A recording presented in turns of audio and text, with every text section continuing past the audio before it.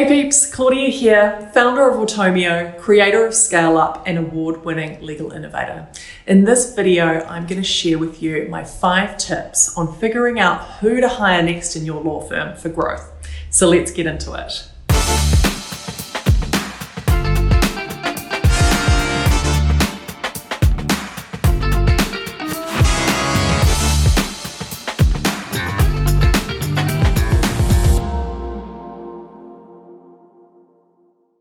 So peeps, here is the dealio. Most law firm owners struggle with hiring people. They struggle with assessing the needs of their law firm, of their business, and figuring out who to hire next to get the growth that they're looking for, to go to the next level. I work with a lot of lawyers in my coaching program, Scale Up, and I regularly get asked by lawyers, they'll say something like, I'm at this level of revenue, so who do I hire next? Like there is a standard answer for everybody. And unfortunately, there's not. It's not that simple. It's more subjective than that. It really depends on how you've built your law firm to date, how you want to build it going forward. It depends on what your strengths are. And it depends on how you want to show up in your law firm as well. Now, as a result of law firm owners struggling with hiring, it means that as a result of that, lawyers or law firm owners work way too many hours. Law firm owners feel like they have to work all the hours to get all the work done, otherwise the walls of their law firm will come crashing down around them, which is why it is really important how to figure out who to hire next for growth. So perhaps you are a law firm owner who isn't sure who to hire next. Should you be hiring a paralegal? Should you be hiring an admin person? Should you be hiring a practice manager? Perhaps you should be looking at a bookkeeper. Maybe you need a marketing person. Who do you need? Or perhaps you are a law firm owner and you are not keen on hiring because you feel like hiring somebody is going to create way more work for you. Now, I have experienced both of those things. So when I was a law firm owner, I became a law firm owner when I was 26 in 2010, and I would just hire based on sort of gut feel. I would hire just kind of who I thought I needed at the time. I didn't really have any criteria to actually figure out who I really needed to achieve my law firm's goals.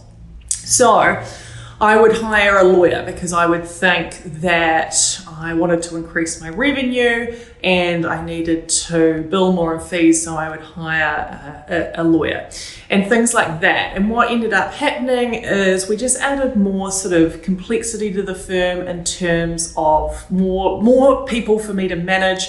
And as a result, it just turned into a big headache for me. But what happened is when I did start hiring strategically based on some of the criteria I'm going to share with you today, we really started to see some amazing results and some really good growth. So for example, I used to manage my team, all the employees of the law firm. I did not enjoy it at all, but I thought that as a law firm owner, that's just what I had to do. I thought that that's just what business owners did. They managed their team. When I realized that actually, no, managing people is not a strength of mine. Leading people is, and inspiring people, but not managing them day to day, that's definitely not a strength of mine. So when I hired an operations manager who came in and started managing the team, that's when we saw performance improve, and that's when we saw our law firm's revenue really start to grow. So that's an example of how, strategically hiring somebody can really start to move the needle for your business.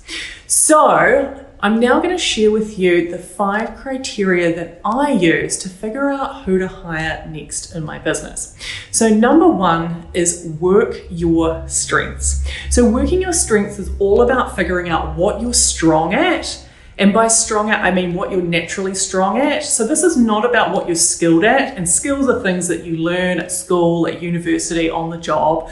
So you might be really good at something that you might be really well skilled at it, but that does not mean that you're naturally good at it. So it's really important to figure out what you're really strong at, what you're naturally strong at, And then look at that and really try and position yourself in the business so that you can double down on those strengths, and the things that you're not as strong at, look to hire for those.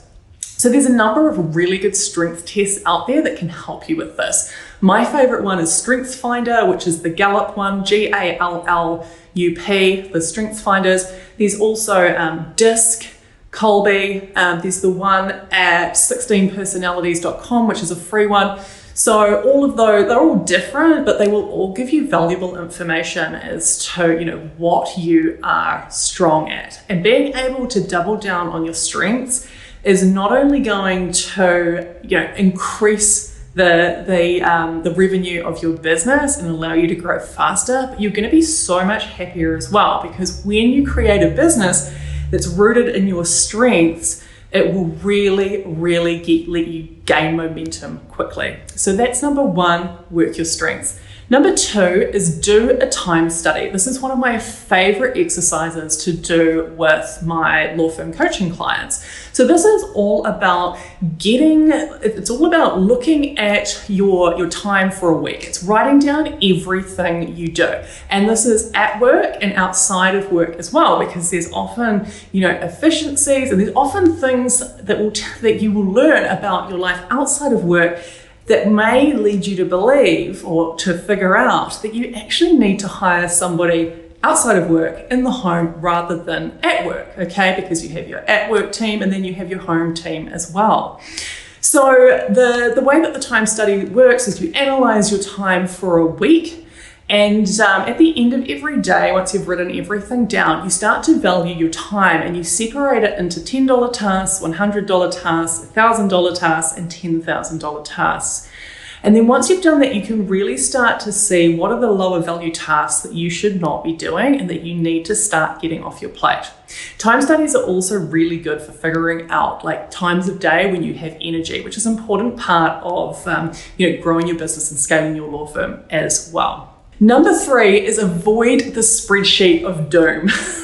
So when I had my law firm, and before I started really scaling it and growing it in a way that made me really happy, I had what I called the spreadsheet of doom, which was basically a long list of all my to-dos.